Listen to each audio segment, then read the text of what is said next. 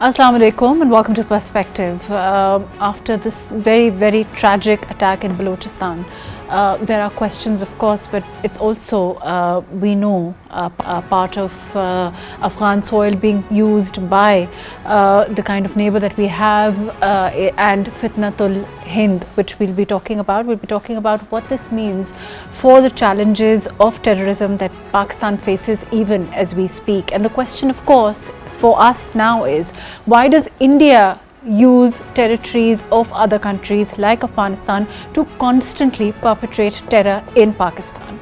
All of that today on Perspective. I have with me Brigadier Nawaz, who's a defense analyst. Thank you for being with us today. We have with us Javed Jadoon, who's a senior journalist. Thank you for joining us today.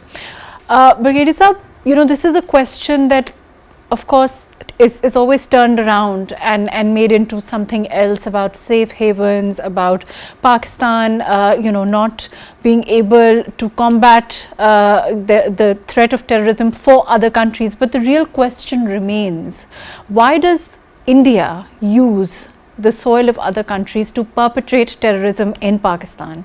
We are looking at Balochistan, we're looking at the very tragic incident that happened in Zob. What are your thoughts on this?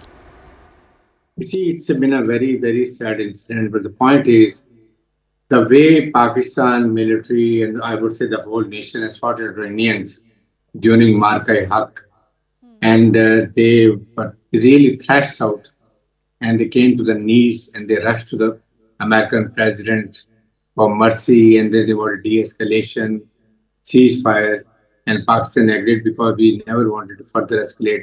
Whatever we wanted to punish India for what all they've been doing for the last 3-4 days. They crossed our line of control airspace, then they crossed our international border airspace.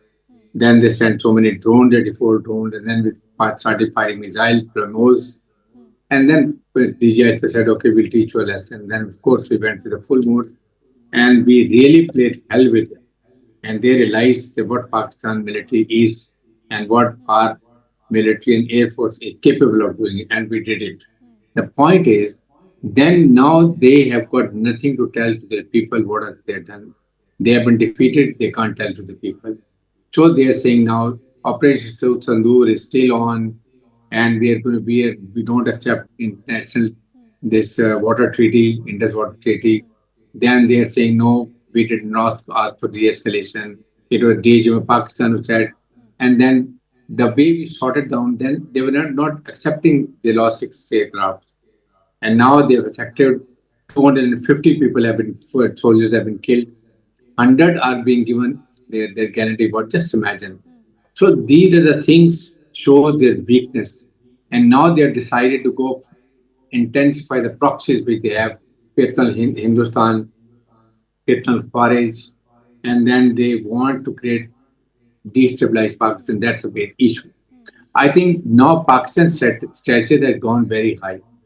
And we are told the word that Pakistan remained a very responsible and mature nuclear country with better hardened professional army, and that we proved to the world.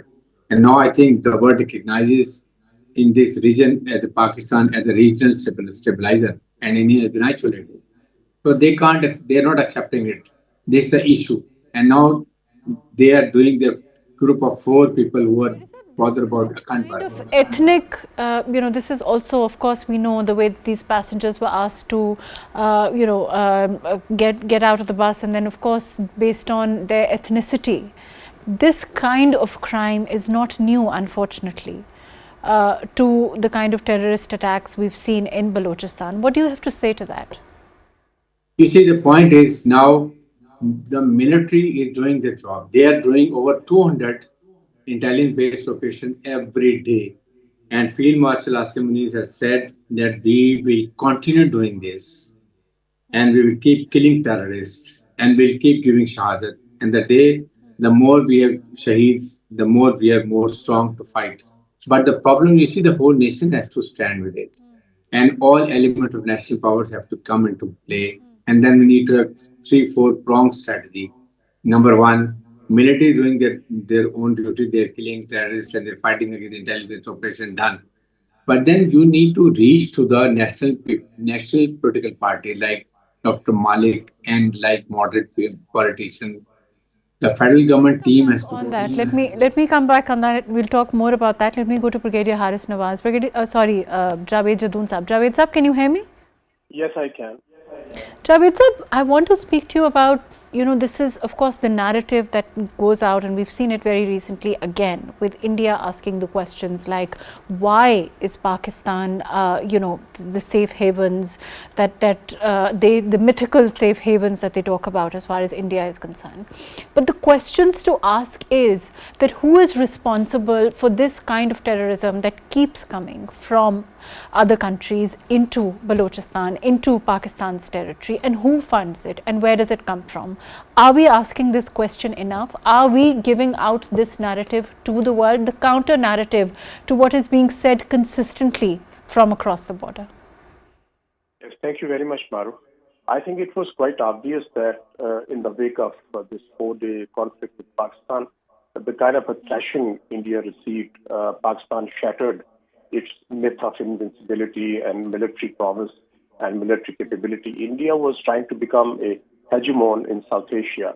And what exactly happened in the 4-day conflict was even beyond expectations of every military observer, not only in India, but elsewhere as well. So it was quite obvious that India will do and what exactly is doing to use the proxies in Balochistan.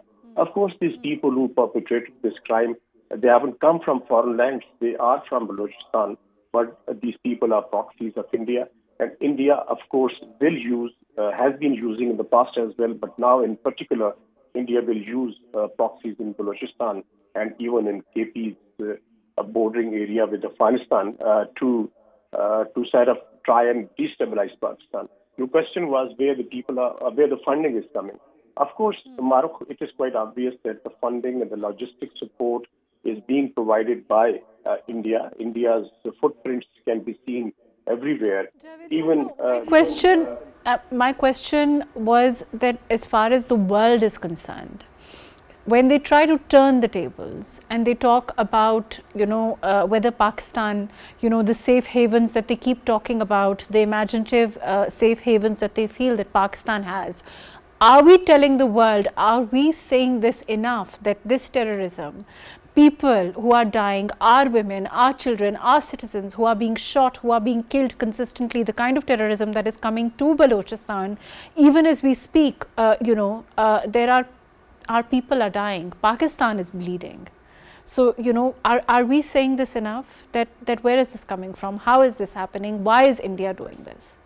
I think it is an important question that are we doing enough? Because what happened in Pahalgam, even Pakistan was not linked with that particular incident, and the entire blame was put on Pakistan, even to the extent that India struck Pakistan's civilian targets inside militarily. Now you are asking the same question. Why can't we respond with the same coin? As far as global perception is concerned, Mahrukh, the global community does know that India is even responsible for transnational repression and transnational terrorism as well.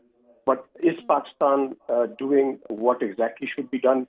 I still believe that probably there is still a room for more active, proactive diplomacy and telling the people what is happening in Balochistan is being done using proxies against Pakistan in the wake of this 4-day conflict, because the kind of I think you very aptly talked about proactive diplomacy. I want to come back to that. Let me go to Haris Nawaz Sahab. I'll come back to you. Brigadier Sahab, of course, this kind of terrorism in terms of our preparedness. When we've had the latest statements that have come from the Chief of Army Staff also, and the Army, and our resolve, and of course what we saw, like you said, Marka el Haq, and then of course, in the wake of Pahalgam. There's no doubt about our preparedness, but in terms of this kind of terrorism, of course, it comes with its own challenges. And it's because, of course, this is happening internally, through people who are very much in Balochistan. So the challenges within Balochistan, could you tell us a little bit about those? You see, there is a big challenge. The problem is it is India and also Afghanistan. You see, because they were initially getting training in Iran, Chabar area, and Raw was training them. Now that avenue is closed because of Iranians that come to know that what Raw and Mossad has done for them, and they have stabbed in the back. So now the Indians are being kicked out from that place. So I think BLF have a setback, and they will have that site will be closed. But still, the problem with Afghanistan, India is spending a lot of money over there, and Americans also giving a lot of money, and that is the issue because they've got a lot of weapons and ammunition. American while living Afghanistan left there, which has fallen into the hands of these all terrorist organizations. And Pakistan has told many times to Americans, to European unions, to Chinese, and because Chinese are also working in Afghanistan, getting a lot of minor minerals and giving a lot of money to Afghan government. So they are well placed. The point is, financially, they must be choked. That's the issue. Nobody is doing. We have to ensure that we go for 3-4 prong strategy. Pakistan has to give them economic package, one, to Balochi peoples who are poor and they fall prey to these hostile intelligences.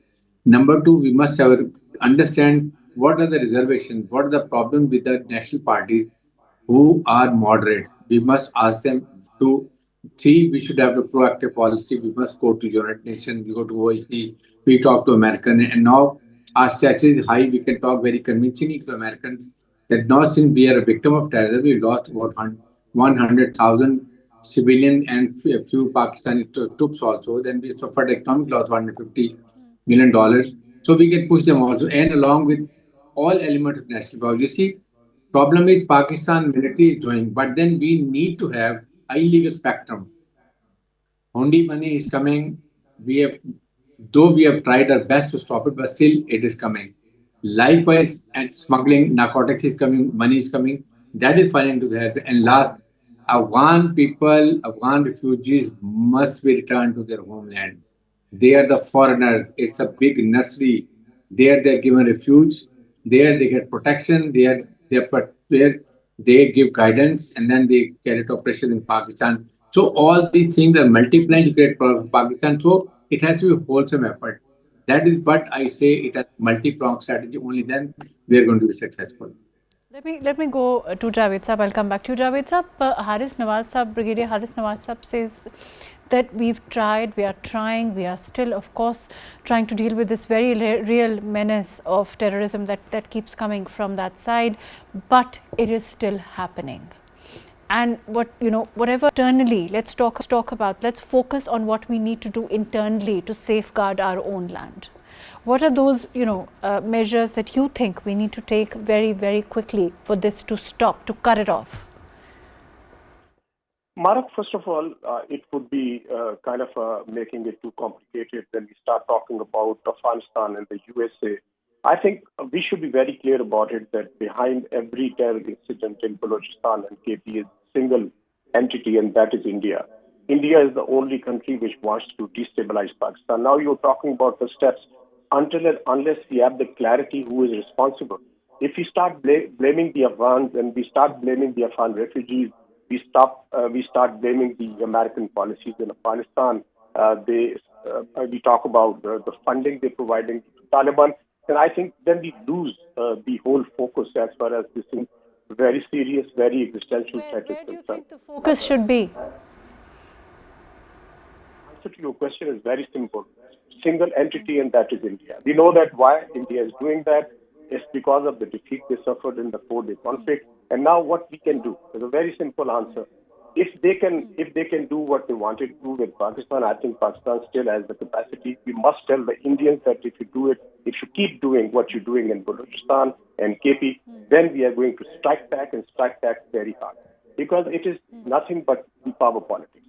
If India can talk about hitting Pakistan after Pahalgam, why can't we talk about hitting back India after these series of incidents, not just one, and even the army chief and the inter-services public relations press releases have talked about India responsible, India behind it.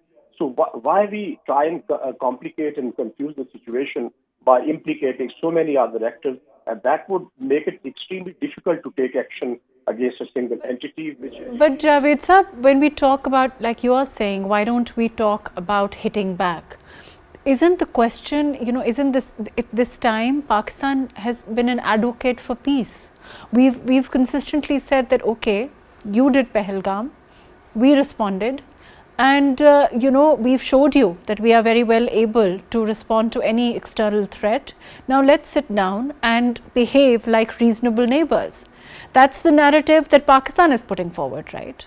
If we talk about hitting back, that narrative clearly changes, and that's what you're saying, right? Then what option is left with Pakistan except then we go for diplomacy? Diplomacy is the only answer. If we can't and we don't want to hit back India, then we have to use the international fora, and we tell the United Nations, Security Council, General Assembly, and the important world capitals what is happening. What will happen? As far as America is concerned, they see India as one of the largest markets for their products. They talk about the Quad, they talk about the containment policy in the Indo-Pacific region. They want India to be a policeman in Indo-Pacific region as far as the China containment policy is concerned. So ultimately, what really happens, our diplomacy fizzles out when we don't find the kind of support or traction from Washington, which is the most important world capital. Maybe we can lobby over there. Maybe we can talk about what is happening in Balochistan. But the problem with this, the complication with the whole situation is that ultimately Americans just, they don't go beyond the lip service. They can put pressure on India, but they don't want to do that. Even in the wake of this 4-day conflict, we have seen that they have been trying to balance the situation, not siding with Pakistan, not siding with India. That was a win-win for Pakistan, though I strongly believe that because they have themselves hyphenated Pakistan and India, which India never wanted. But looking beyond that, looking beyond this situation, Mahrukh, I think India has a strategic importance as far as the Indo-Pacific region is concerned. Pakistan is important. That's a question. I think what you're saying is very relevant. I think that's a question for Brigadier Haris Nawaz Saab, that, is it time to change our narrative? Is it time to change our approach to this? And of course, that's a huge question. It's a huge deal for a peace-loving country like Pakistan. Brigadier Saab, can you hear me? Brigadier Saab, can you hear me?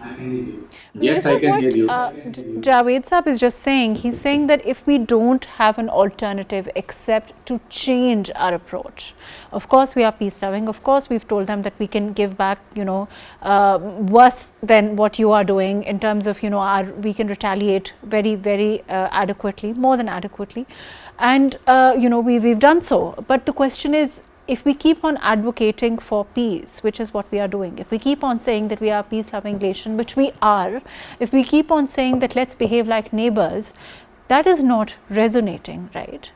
That is not getting through to India. You see, the point is, Jadoon Sahab has its own point. You see, the point is, definitely India is provoking us to initiate escalation, and again, then India would say, we are not the aggressors. Pakistan initiated, and now we are going to retaliate it. The point is, Pakistan should keep talking about peace with India, and we keep talking to Americans and Chinese and all over the places. But then, Afghanistan side, there we have all the rights for. We just take one government into confidence and say, these are the raw targets, these are the raw confrontation, these are raw training camps. So we are going there. If you don't want to go yourself, then we are coming with our drones. We have our technology. We will sort them out. We have ground means also. So that is a place we can hit them very badly.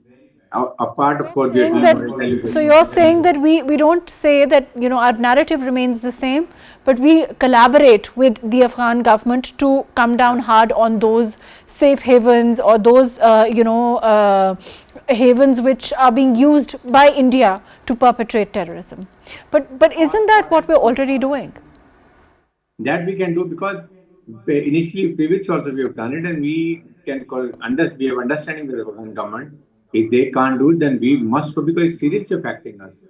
And if they are not committing their own promise, which they have said in Doha, that we will not allow land to be utilized by any terrorist organization, and then we know exactly where the training camps are there, where the ammunition dumps are there, where these Faris are getting training, or ISIS Khorasan is getting training, or BLF getting training, Afghanistan. we must go while taking into confidence Russians and Chinese. That's what more important. And we keep talking about eastern side. We keep talking about peace. That we want peace talk. We wanted to resolve this water issue. We want to resolve whatever are the issues getting over there. But then we will not accept this nonsense which India is doing it. And that is very, very important. We must have an aggressive attitude as well. Okay, fair enough. Let me go to Hassan Khan, who's a senior journalist. He's with us. Hassan, can you hear me? Yeah, I'm hearing you. Hassan, we're talking about a difference in approach. As far as Balochistan is concerned, I think Brigadier Saab has just said that, why are we not collaborating with the Afghan government to come down hard on those targets within Balochistan, that are being used. But my question is, isn't that something we are already doing? Isn't that something that the Pakistan government consistently has done, has tried to do? Also, told the Afghan government, that they are that we are not going to be able to, we're not going to tolerate any kind of terrorism that comes from there. Within Balochistan, of course, what measures can we take that we are not taking, that we haven't taken before? Thank you very much, Mahrukh. I think we have to look at the problem. The problem is, this is not a new one. Yesterday Taliban took over Kabul, and this new phenomena, this is a new phenomena that Indians are now using it. I think Indians are using it, the Afghan styles, for decades, and they have very, I think, their assets are too much there on Afghan style. So it needs a sustained efforts and continued. We have to continue keeping the Taliban engaged. Not the Taliban. Whosoever is in Kabul, whosoever is ruling, controlling the Kabul government. So I think we have to keep that sustained. The problem is the problem of Balochistan for India. Now this surge, we have to look into it from multiple angles. One is that recently in Operation Banyanul Marsoos, I think we not only beat the Indian forces, we also severely damaged their ego.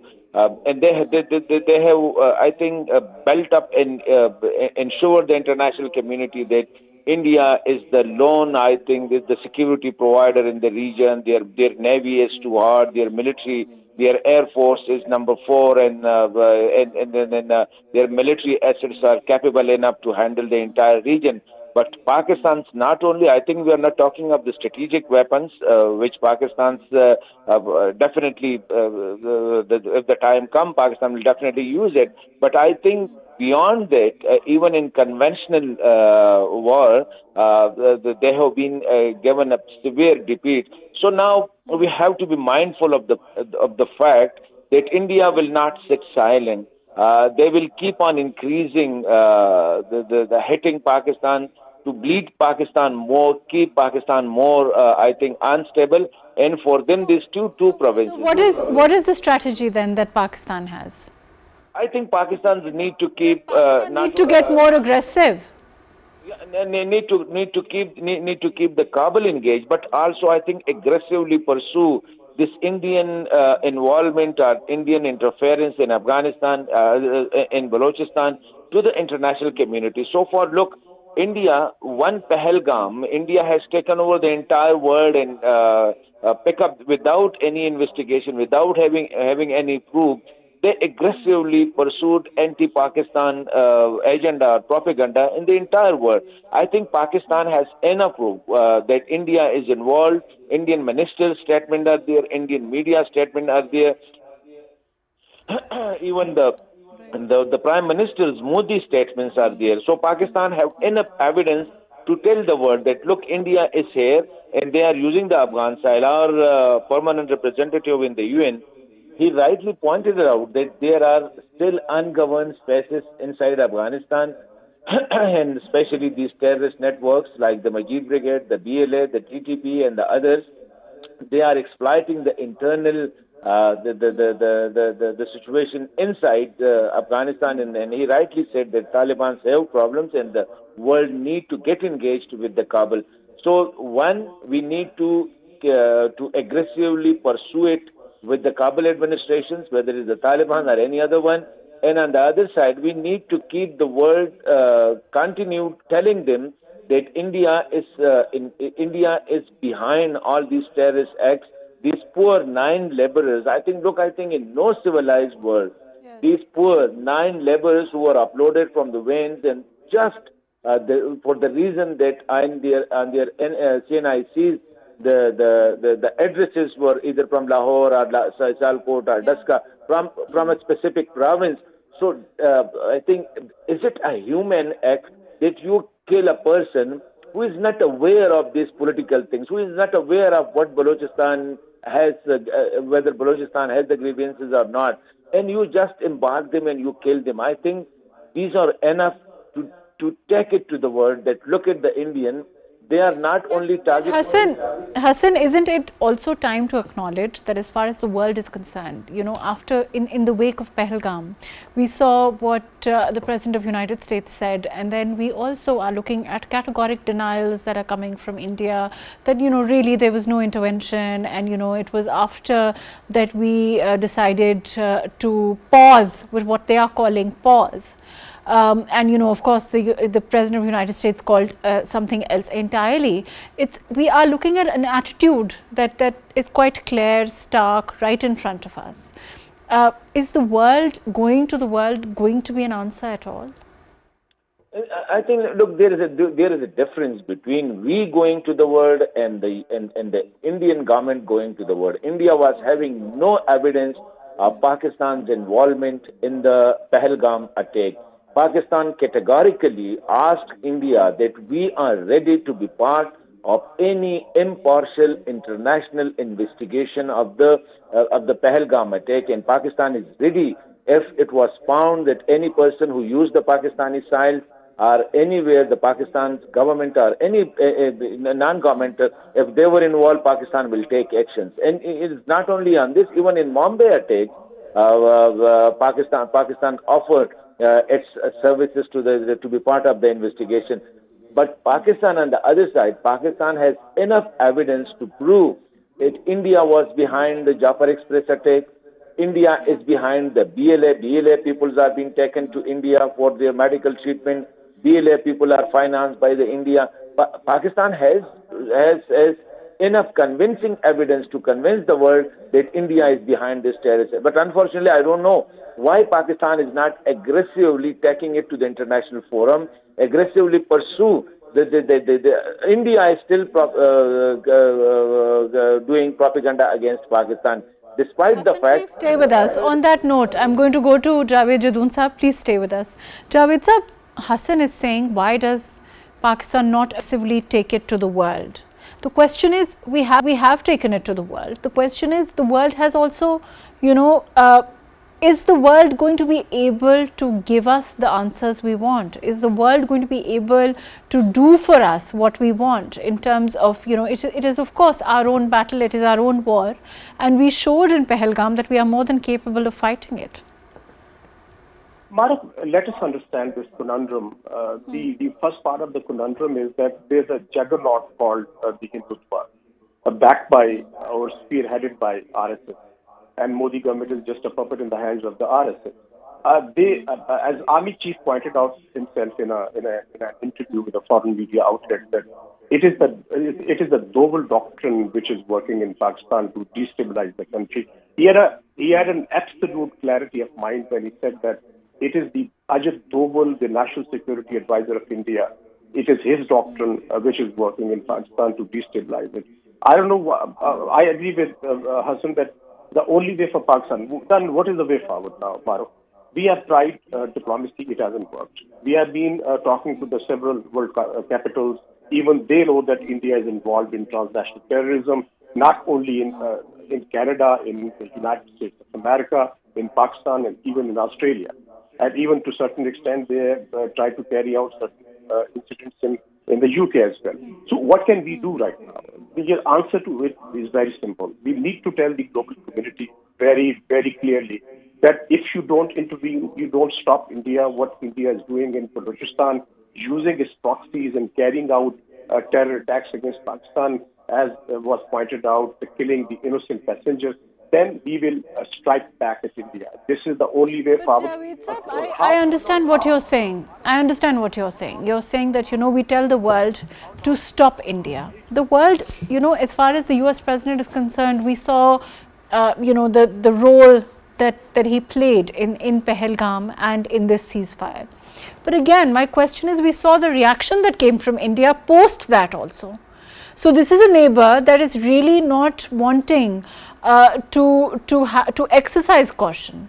Do you think that there are saner voices in India? Do you think that the Indians, instead of turning the narrative around to the fact that Pakistan has the safe havens, Pakistan is perpetrating it, are not willing to acknowledge their own involvement, are not willing to acknowledge what they are doing within Pakistani soil, whatever the world may say?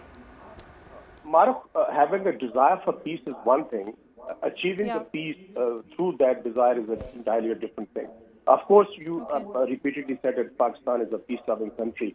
But isn't it like that if somebody slaps you, you turn the other cheek? No, we can't do that.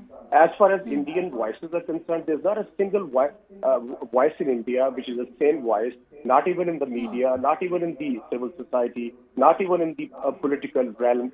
What are they talking about? They are talking about why they stopped the war against Pakistan. It is only Congress, not only the BJP, not only the Sangh Parivar, not only the allied forces, but even the Congress is talking about why India stopped short of completely destroying these so-called safe havens in Pakistan, terrorist safe havens in Pakistan. So there are no same voices, Mahrukh. The only language, believe me, the only language that the Indians understand is the language of the power. What happened in the wake of 4-day conflict, there's a deafening silence. Modi, which was showing his arrogance and telling the people of India that they are going to crush Pakistan and they are going to teach lesson to Pakistan. And what happened in the aftermath, there's a complete quiet, as they say on the Western Front. There's a deafening silence. Nobody is talking about they are going to teach lesson to Pakistan. So then what is the outcome of this conflict that Pakistan stands victorious? Pakistan is very, very, very apt. Javed Sahab, I'll come back to you. Please stay with us. I'm going to go to Hassan on this. Hassan, I hope you heard what Javed Sahab is saying. He's saying, it's not going to be, a country like India is not buying anything that is sane. It's not listening to anything remotely, coming from a rational neighbor like Pakistan, saying that, we want peace, we were a peace-loving country. They're only responding to what for example, we did in Pahalgam, post-Pahalgam. And, the way we retaliated, we escalated to de-escalate. And of course, that was extremely, extremely successful, because that is the only language India listens to. So then, do we need a more aggressive response to what is happening, what India is doing? That is the question, right?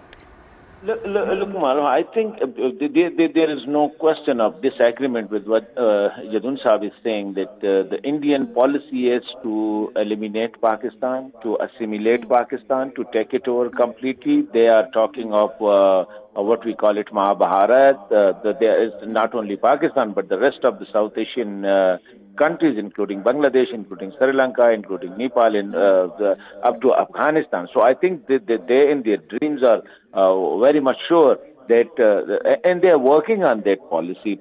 And I think if Pakistan was not, Pakistan haven't given that response, especially in Bunyandul Marsoos, so I think today the situation would have been totally different. They are just there and want to engulf, what we call it, the Pakistan. But Pakistan, look, as far as the military confrontation is concerned, we are capable enough to give them a befitting response, and we have given them not once, a number of times. Look at the when they dropped their payload on the Budgram, I think it was in 2019. And the next day, when Pakistan stripped retired that Abhinandan case, when the two of their fighter planes were shut down and one of their helicopters just in what we call it in a fear of Pakistani's attack. So it is not only this time that Operation Bunyandul Marsoos was a very, I think, and it has, as I said earlier, it has hurt their ego, not the ego of what we call it Narendra Modi, but the ego of Hindutva.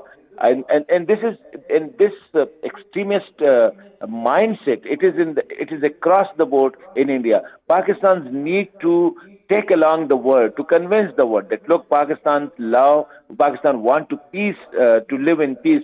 Look at Bilal Bhutto Zardari's interview with an Indian journalist with The Wire. There he was repeatedly telling them that Pakistan's generation, especially the generation of Bilal Bhutto, they want to forget the past and let's live together. They want to talk on every issue, on the Kashmir issue, on the terrorism issue. They want the new generation want to live in peace. But the way the Indian media was not letting him even to say it. Actually, Hassan, I wanted to come to the media part, of course, and we saw the coverage during the Pahalgam, we saw it post Pahalgam also. The kind of aggressiveness that has come forward, the kind of inaccuracies, the kind of blatant twisting of facts that we saw from the Indian side, from the Indian media is part of a broader plan that the state has. And of course, the media, we know, is not free. It's completely towing that narrative. So therefore, it's quite clear that the Indians respond to only and only aggression. I think definitely the response must be in the same kind, but I think much stronger than that. Look at the Indian media in the war hysteria. They have taken over the entire Pakistan. We were listening to them. We were sitting in Islamabad, and we were just listening to their media saying that Islamabad has been taken over by the Indian military. We were listening that the Lahore seaport, even they were not even, they didn't know that Lahore is not a seaport. They were saying Lahore seaport is taken over, the Karachi seaport is taken over, there is an attack in Peshawar, there is an attack in Abbottabad. So I think they were not expecting at all that Pakistan will give this response to them. So it was a total shock for them. The way Pakistan responded, even on the 7th of May, and then on the 10th and 11th, 9th and 10th of the May, so they were not expecting it. So it was quite, I think, too difficult for them to digest that Pakistan has responded and Pakistan has reached up to Delhi. So now, I think the question is of yesterday. The question is not of yesterday. The question is of today. Pakistan's need to diversify its anti-Indian. I think to secure itself, to make the world understand that it is India, which, as Jadoon Sahab has earlier said, that India is committing acts of terror not only in Pakistan. They committed the same in Canada. They were doing that in America. They are doing it in the Western countries.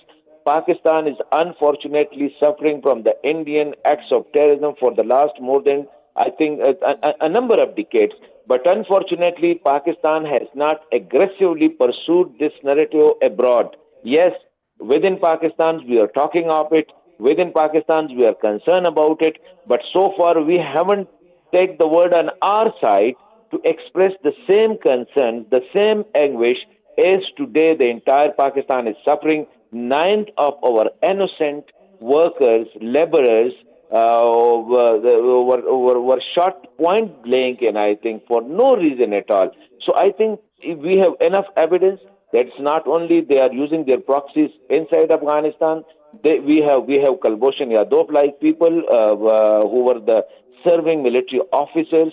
We caught them on our land. Kulbhushan Yadov was right on the Pakistani side. Cases in point, we have dossiers that we've presented to the world. Exactly. Thank you so much. Unfortunately, I'm running out of time. Thank you so much, Hassan. Thank you for joining us. Brigadier Haris Nawaz, thank you for being with us today. Javed Jadoon, thank you for joining us. Of course, the question now is that, of course, Pakistan is a peace-loving country. We've said so on multiple occasions. We reiterated it and reiterated it. But the question is India wanting a more aggressive response? But because clearly what we are saying doesn't seem to be resonating across the border. That's something we need to focus on, because as 9 people, the way that they were shot, Pakistan bleeds again.